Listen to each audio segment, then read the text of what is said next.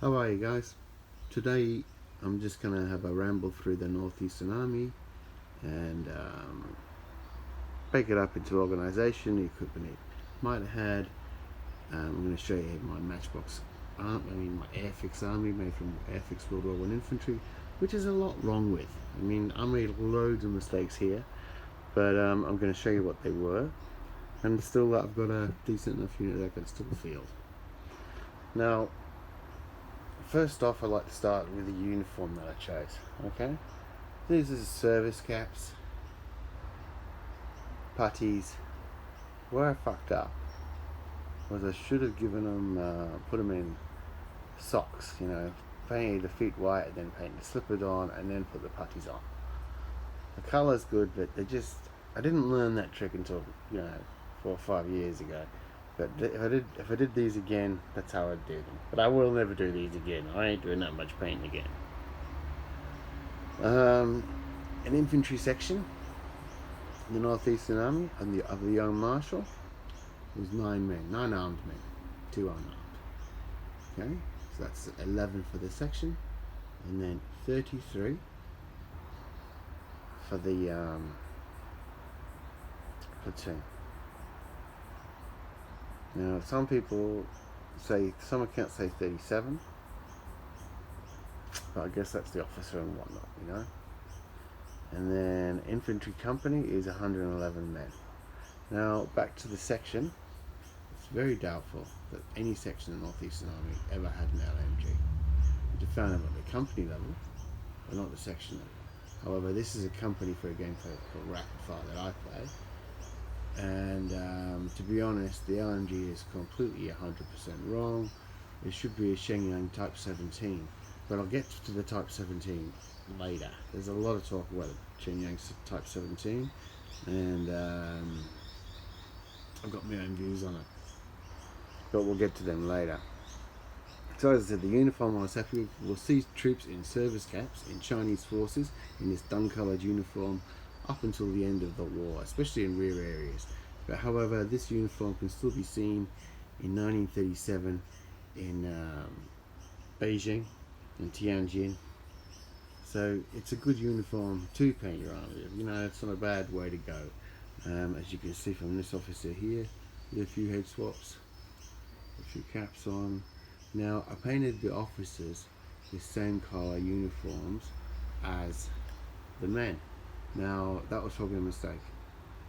And the reason for that is, late war, after say 1936 onwards, you'll see Chinese officers in the same colour uniforms as their men more often. Before that, you see, if a Chinese officer was found dead on the battlefield, his body would be returned to his family by the Japanese, and vice versa. But this had stopped by about 1936. So having the officer, because remember this is a company for RF, dressed like that, is probably wrong. I should probably put him in a different coloured uniform, like a nice olive drab uniform or something like that, But you make mistakes, just stick with them. Like I said, I'm not doing this much painting again. So 111 men for the company. Now we've got to look at the support weapons on the HQ. So for the HQ of the company, we're 100 men. If this was on a 1-to-1 scale, 4 men would be the company of the HQ, because I'm not counting the useless mouths. Although a cook and a dog's body sounds pretty essential. Mortar, if it came from the Shenyang factory, would be 80 to 82.5 millimeter.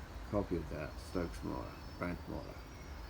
LMG, medium machine gun here. Well, that's wrong too. For a start, I've got 1 mortar and 1 medium machine gun for rapid fire company, you see. Or, if you're playing instead of 1-to-1 scale, it's far too much support. But the machine gun's wrong. It should either be the Shenyang type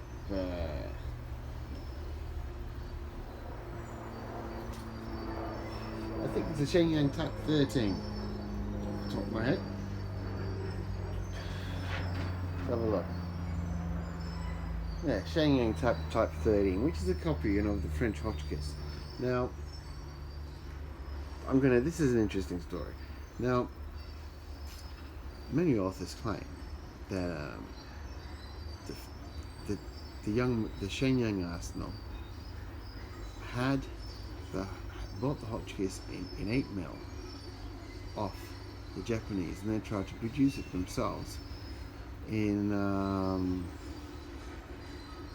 7.92 Mauser. Others say that they just tried to make their own copy in 8mm Labelle. But to be honest, I just believe that they just copied the Japanese medium machine gun. What was it? The Type 3, 6.5mm. Probably not as heavy, but would have been good enough. As far as production, well, for the Northeastern Army, it's very hard to say, because you're talking about an army that has one of the best arsenals in China, but at the same time, you're talking about an army that's back from war, full of debt, hasn't been paid, and as I said, it's dispersed a long way from supply lines and logistics.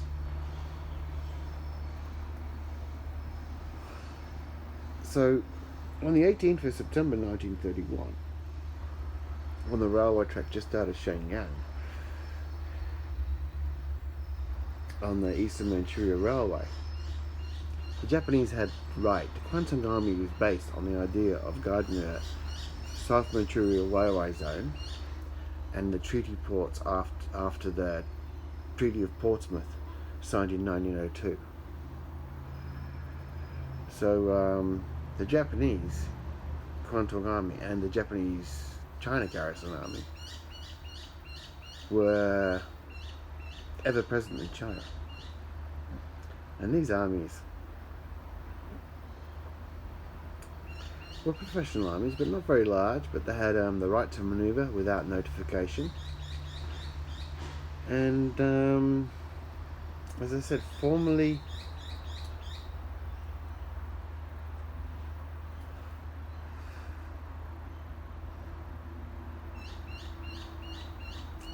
they were there under a formal international treaty.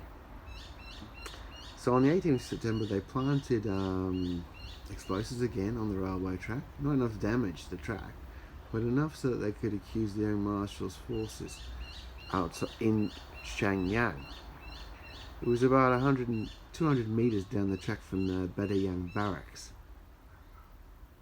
The Beideyang barracks is a wall complex of a series of barrack structures. It's massive, 7,000 troops based there. Now, on the morning of the 19th of September, Japanese artillery, light mountain guns, opened up from the Japanese Officers Club across the block from the gates of the Beideyang barracks. Now, let's talk about the Northeast Army again and this attack. Was this attack a surprise? Because by the end of the day, by say 2 o'clock in the afternoon, the barracks and the city had fallen to the Japanese. The Chinese had lost about 900 men, and the Japanese about 10. Now, this looks like a total debacle, doesn't it? When you look at it and you look at the figures. But let's have a look at this. You got to remember when you're dealing with the Sino-Japanese war, there is a lot of spying. There is a lot of espionage work. There is a lot of bribery. There is a lot of changing your sides, changing your minds. So, on the morning of the 19th, when they attack the Beideyang barracks and take it, the Japanese capture Manchurian FT-17s. Now, there's pictures of them in their garages in the Battalion barracks where the Japanese captured them. Some of them were French model, but 20 or so were the Japanese model, and it has a different barrel. It has a different gun. Okay, I forget the type of gun, but that's the difference. These are wrong. These are wrong in many ways, actually. This marking should be on the arse. You know, and the one on the front's correct. Having it on the front is correct, but yeah, they shouldn't be on the turret. They should be on the back on the back there. This paint job is horrible, isn't it? I was trying to practice to do a paint job for my tanks for the Battle of Shanghai in 1937, but nah, got it wrong. Don't like them at all. Like Bobo the Clown bought these, isn't it? So the story with these tanks is weird, actually, because some sources say that the Japanese captured every single one of them, bar two. Those two were sent to Beijing for the training grounds and the formation of the first Chinese armoured units. Other sources say that they weren't sent there at all. They were all captured. So there was no combat, as far as I can see, between Japanese and Chinese armour in the first, in the invasion of Manchuria in 1931. As I said, all the Manchurian armour, the tanks, are captured on the first day of the battle at Shenyang. However, if you like a fictional game, it's a great.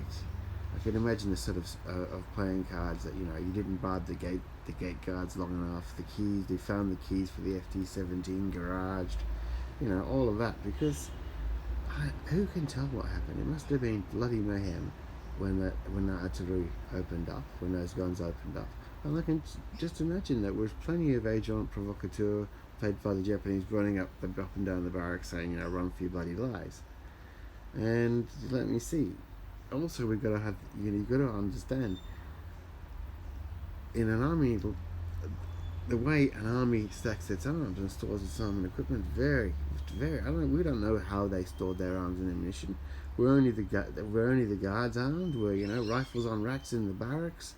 Were they in a strong room? You don't know. Did they have access to arms? Some of the greatest raids of the 20th century were done because the attackers knew that when they attacked even a fortress, that the people inside were doing something else other than manning their weapons, or even had their weapons in their hands. I mean, at Chimoyo, the Rhodesians made a huge success by attacking in the morning when everyone was doing their PT. So, if you attack at that point when nobody's armed, that's a hell of a bonus. So we'll never know the exact circumstances of how the Japanese caught the Battalion garrison with their pants down, but they certainly bloody did.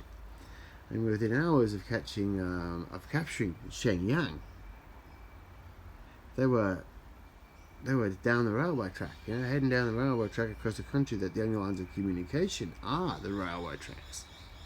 Because the rivers in Manchuria run parallel to the lines of communication.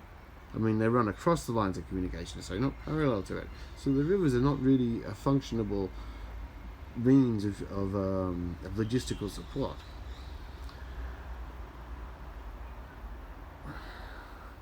So we've got to move on now from the armour. As I said, if you had a game, these were there at the battle. These were there on the very first day of the war. They were just in a bloody garage and they didn't get started. Now, if we wanted to really look at study the Northeastern Army, we've got to look at its firearms. Now, then I'll come back to the infantry. Now, for the infantry, a lot of historians are going to tell you, and I've got no evidence to dismiss them. I can't say that you're wrong because this or that. But let's have a look at the circumstance. Now, historians say the Northeastern Army was equipped with Mosin guns, Harasaka rifles, or Liaoning Mauser copy rifles. Liaoning is a very interesting rifle. It incorporates certain features of the Arisaka, like the dust cover and the sighting mechanism, but also has the bolt action of the Mauser. It's a very, very good rifle, apparently, to all intents and means, and was made very well. However, after years of war, I had to make a lot of them. Now, there's a lot of talk, as I said, of Mausers, of Mosin Nagants, and Arisaka has been in service. Now, if you look at maps of Manchuria, and you look at Port Arthur, you know, because the old Marshal got his armor, his FT-17s in off the French in Port Arthur in 1921 when everyone's leaving. If you looked at that intervention force prior to 1918, all the arms and ammunition being sent to the Russians, there's a lot of second-grade equipment, but there's a hell of a lot of Arisaka rifles.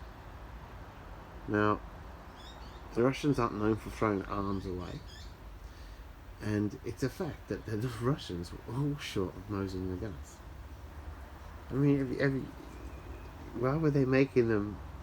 They never stopped making them, did they? They just couldn't get enough Mosin Nagants. So why anybody thinks the young Marshal had them, especially when you can start to figure that if he's got his machine guns in 6.5mm Nambu,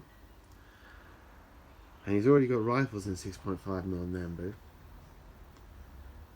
and the Russians, because of stocks captured, have got piles of fucking Arisaka on Nambu ammunition. And as I said, I've never seen pictures of anything else other than French guns, French medium machine guns. It's always French, you can't see from what photo it's Japanese, but you know the type I mean, the hotchkiss type. So I really think that the Russians were giving the old Marshal Arisaka rifles. I mean, I can't prove it, but it seems to me too bloody logical. And I'll be honest, as I said, I look at pictures. Now, every picture you'll see of what pertains to be the Northeastern Army, you've got a question anyway. But if I look at it and think, oh yeah, I believe that's the Northeast Army, it's Arisakas. But as I said, is that me just wanting to say that, or is that what I'm seeing? I don't bloody know. You tell me. I hallucinate in Arisaka, obviously. So that's the rifles covered. So that's why I believe the Northeast Army had only Arisaka 6.5, or it's Liaoning in Mauser 7.92 Mauser. So I've covered the small arms. Oh yeah, officers, you can of course issue them with C96s, or even the old Smith & Wesson with the Russian Army had bought. Anything you like really for the officers of the Northeast Army. Now I'm going to move on to support weapons and a few other things that I have built. Okay, now these are Austin Putilov armored cars. I like them very much. I think they're nice. And they saw a lot of action with the young Marshall's forces, with the old Marshall's forces, during the battles during his attempts to take over and be the next Emperor of China. So were they around? There's good pictures of the Badayan garrison after it's captured available, but there's no Austin Putilovs in those pictures.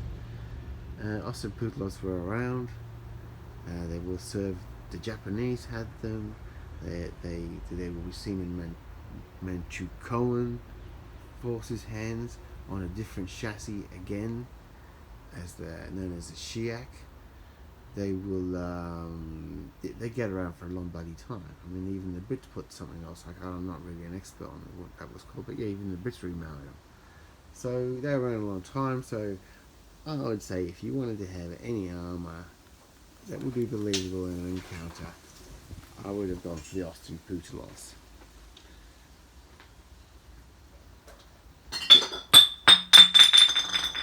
Oh, that's good, isn't it? Yeah, I would have gone for the Austin Putilovs. As I said, they're there. I use them I intend to use them for some Northeastern Army wars. The Central Plains War is what I intended to use them for, and you know, they had them in Jap service before. Like I said, they served with everybody.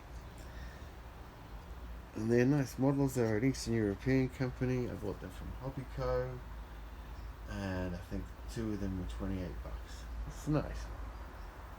Okay, now I'm going to talk about the more production of their Shenyang arsenal. Now, the Shenyang arsenal is known as the 5 Eastern Provinces arsenal, the Liaoning arsenal, the Shenyang Mortar and Cannon Company. So it's got about 5 different names. And when I first started looking up the arms and equipment of the Northeastern Army, I thought, well, no wonder the Japanese wanted to occupy Manchuria. Look how many arms works there are, you know. There's at least 5. No, it's not 5. It's, you know, it's just the one company. Maybe, you know, it's maybe shareholder issues. Who knows? But no, it's one company. Anyway, so what you're looking at here is a Shenyang Type 14 77.7mm gun, and it's quite nice, and it shows you the production qualities that and the engineering capacity that Shenyang Arsenal had. Now then, these guns were built by Bowler, or at least all the parts for them were. Bowler was getting ready to sell these guns during World War One. Of course, decided Bowler was going to sell them to. Lost World War One, so the guns never went into production. However, there had been some examples made. The tools and equipment there were to make them. The technicians were out of work, and an agent from the Old Marshal had cunningly gone there, bought 600 barrels, the carriages, the copyrights, the machinery, and the technicians. He got them all and brought them all back to Shenyang Arsenal, where they started production of the 77.7mm Type 14 Shenyang field gun. Now then, we have to respect this gun for 2 reasons. It's very underrated, but it's still in service with troops dressed in that uniform, this uniform here. It's seen at the Battle of Marco Polo Bridge, being brought up for support outside of Beijing. So it's still in action 6 years after 1931, even though a lot of authors say, oh no, not much service after 35. If there's not much service after 35, why is it in footage that's confirmable of being brought up by horses, you know, in Tianjin, Beijing in 1937. You know, that's irrefutable. Now, as far as tows go, I've got horses. Horses for horses. But the thing is about towing the Chinese army, you don't need horses. You can have bullocks. You can have mules. You can have men. 1 horse, 2 horses, 4 horses. Up until from 1936, 37, 38, anything you want. Now, actually, anytime awkward during the war, artillery is always born by an animal. Very rarely truck born. You know, unless it's American supplied and American fed or American logistics. No, most artillery is not. I mean, there's the German divisions later in the war, but we're talking about the Northeastern Army here. The Northeastern Army, as I said, bullocks, horses, mules, donkeys, no trucks. So that's the Shenyang and its possible tows. Now then, I'm going to talk about another gun here. There you go. Okay, there you can see what I mean about having the white socks and slippers. See? Pan down anyway. Anyway, this is a Type 14 Shenyang infantry gun, which is a copy of the Japanese, which is a copy, I believe, of the French 37mm infantry gun. Now, I got this wrong, because that's a Shenyang 37mm infantry gun. And the difference is that the Shenyang had the same name as a different arsenal that used the same name, Type 14. Type 14 is such a bloody common name in Chinese arms manufacturing, as you'll know by the end of this video. So this Type 14 was the old Marshall's little baby. So where is that? Well, fired a very little shell, not very far to not very much effect. This had a slightly larger shell, slightly farther, to slightly more effect. But you know, this was a rare as rock and horse shit weapon. And as I said, the Shenyang arsenal was busy exporting. So some of its products were all over China. They were good quality products. So the first one we'll go to the Shenyang Type 14, as I just said. The old Marshall designed this. This is an EMW chassis for their French 37mm gun, which are used for the Guangdong forces. And look, to be honest, I didn't ever have a good picture of this, but it seemed like a good enough gun. You know, I just mounted it on there. I have a picture of them on the three legs, but I mounted it on this because I just like it, you know, and I've got enough that I've mounted it flat on the ground, you know. Probably not right, but I did it that way. Yeah, in service they probably did take the wheels off, but I bet it could be fired with them on, otherwise the French wouldn't have put a shield on.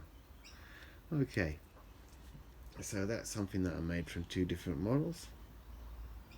Now we're going to look at anti-aircraft support. Now again, look at this. I got this wrong. You know, I just got this wrong. Plain as day. I gave them hotchkiss. No, shouldn't have hotchkiss. You know, again, Type 17 Shenyang in fine 6.5. It should be, so they're wrong, but you know, they look nice. There's a lot wrong with this army, but you know, even having the wrong equipment doesn't affect the dice rolls. You know, you're gonna get something. You even now I'm still getting things wrong when I go to Chinese armies. You know, you're only human. I'm only human. You make mistakes. You use what's available. I still use these. You know, they got a game the other month. Now we've got to look at the Oerlikon Model S. Now the Oerlikon Model S starts turning up in China in about 1921 onwards. Very 1928 onwards. Very superior weapon. This one is a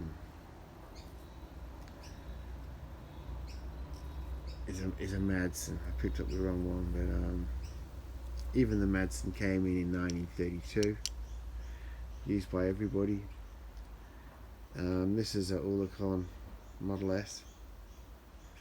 Again, came in 1928, used by everybody. It looks nice on its own little wheeled carriage, but you know, I already had the Madsen on that, and it was dual purpose. So nice cheap tripod from the spares box.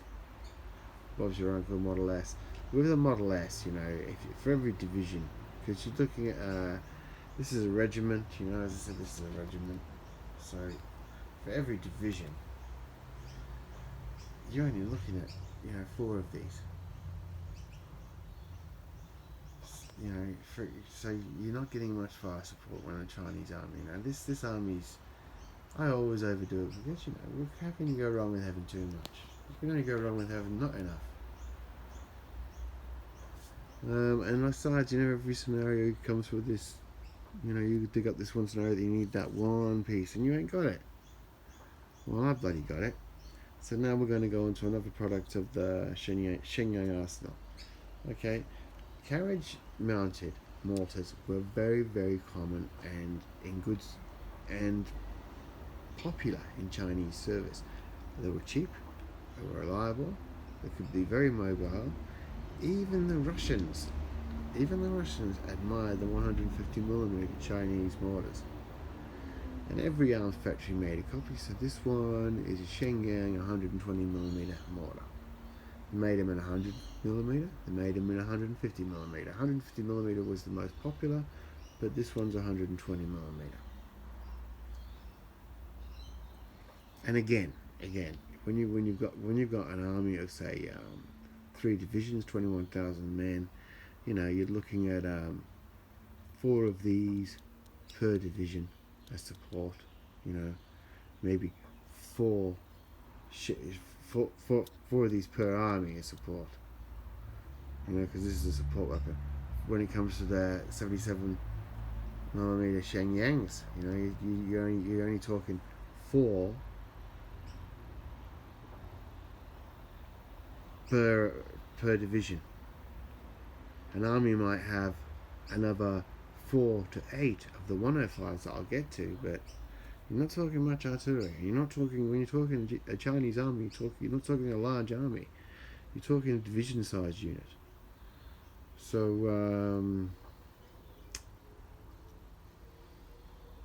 Shenyang, Type 14 field howitzers. Made these myself. Most of these stuff I made myself, you know, from kit conversions. These were kit conversions, same as the other guns. Most of this kit conversions.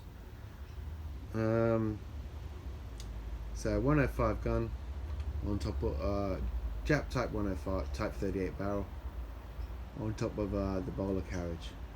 Nice cheap conversion, good gun, sold very well. Again, in an army, if you had 4 of these as support at the army level, you'd be considered lucky. Some formations might have had up to 12. We're talking 250,000 men of the Northeastern Army, and remember, I'm talking about the period between 1931 to 1937. Okay, so then there was one more, and guess what? There was one more Type 14. Now, you have to excuse me here because these aren't the Type 14 by Shenyang. These are the Type.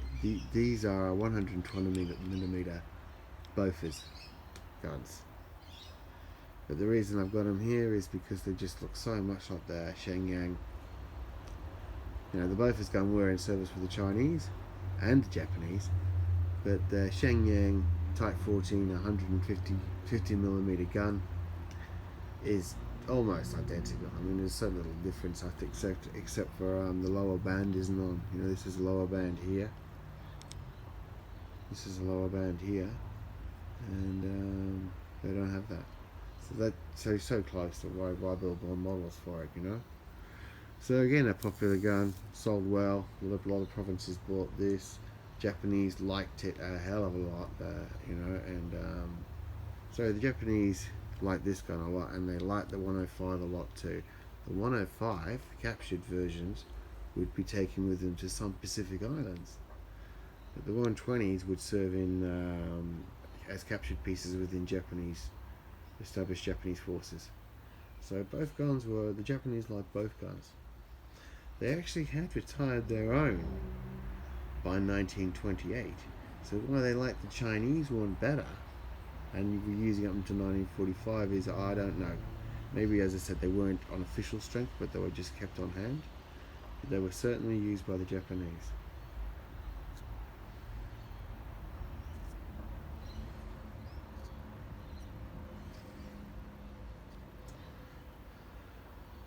So as I said, I've got 2 of these regiments. I have the HQ, the Young Marshal. Now, let's get back to that morning on the 18th of September. Now, we've already established that the arsenal that I thought there was 5 of, there was 1 of. And as soon as you capture Shenyang, you've captured the arsenal. So therefore, the Marshal has 250,000 men, and he has to fight the Japanese. And he's on the first day of the war, within the first 6 hours, he's lost his home HQ, his communications hub, his arms and logistics manufacturing capability, as well as his capital city. Because that's his capital city.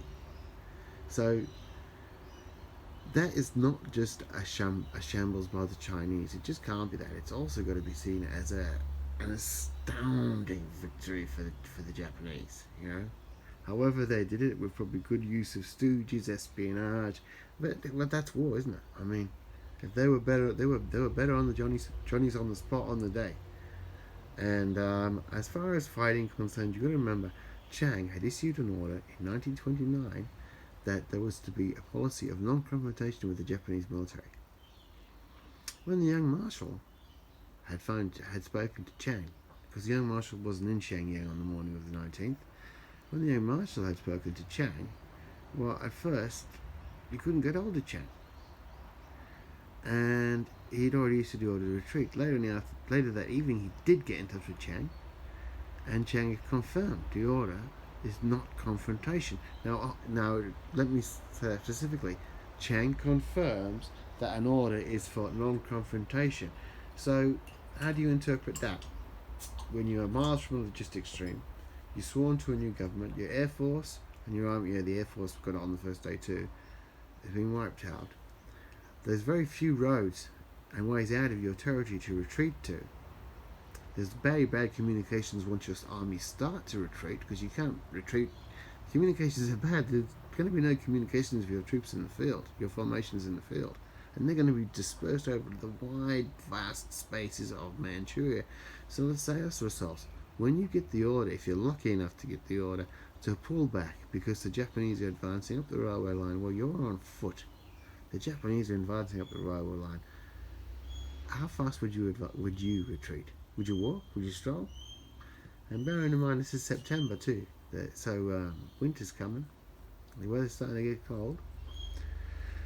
Do your troops have logistics? So the historians, as I say, they say, oh, they all ran. No, they didn't run. A lot of them disobeyed orders and stayed in their position and were overrun by the Japanese. And stands like that are actually not documented because nobody survives them. You find out about them from the Japanese army records.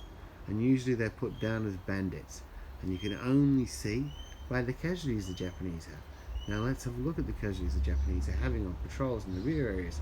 2 or 3 men, and you're talking like some companies 2 or 3 men over a period of 2 weeks.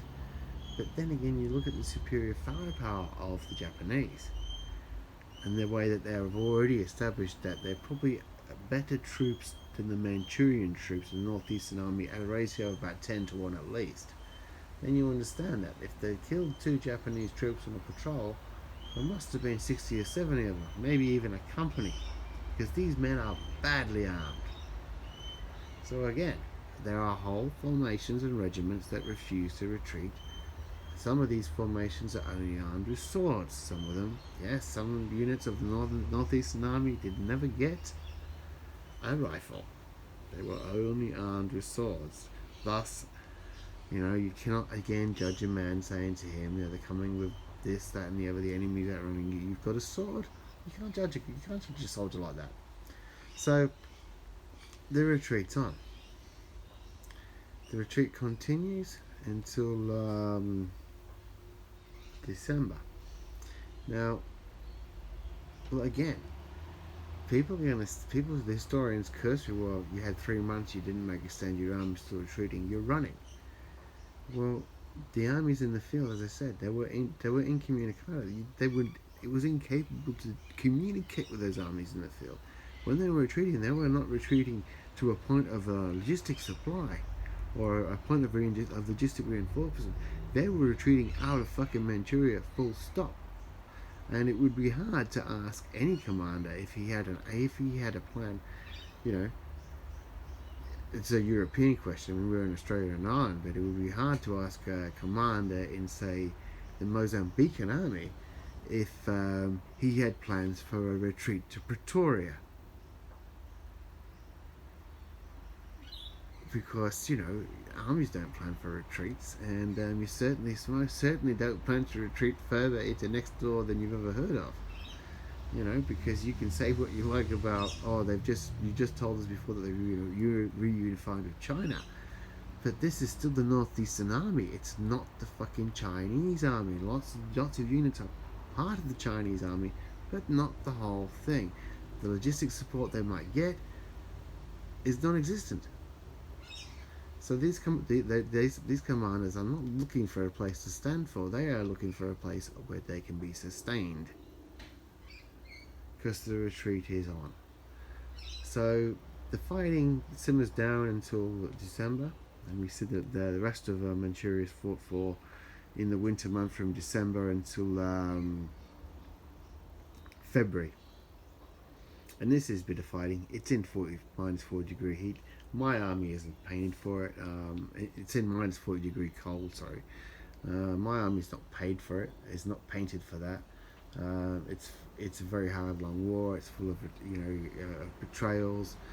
Manchuria, because it was ordered abandoned by the government, there are many anti-resistant, anti-Japanese resistant volunteer armies that pitch up. Again, very, very, very poorly armed forces, very weakly led, and sometimes these forces train sides with the Japanese on a regular basis.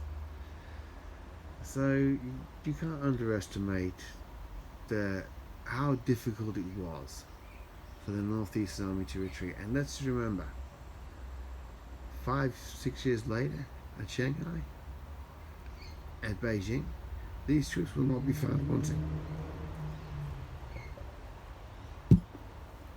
These troops will continue fighting. So we can't dismiss their retreat. There is one more note before I turn off. Chiang sent a message, and TV soon, along with that message, to the Marshal to meet on the 25th of December. And it said that the Marshal was supposed to have declared the Marshal was ordered to make a stand along a series of prepared lines of positions. And then within 3 days, his armies had retreated beyond that. And people who like Chiang and don't like the young Marshal say, "Oh, Chiang told him, he supported him." He supported him with what? He didn't send him any rifles, he didn't send him ammunition, he didn't send him one loaf of bread or one bucket of fucking rice. And probably by the time that the orders from the Marshal reached the places where those troops were supposed to defend, the troops had retreated beyond those places. So, yeah, we can't dismiss the Northeastern Army. We shouldn't be too harsh on the young Marshal. And we should always remember that the Chinese soldier fought with the least for the longest. God bless you. Take care. Bye.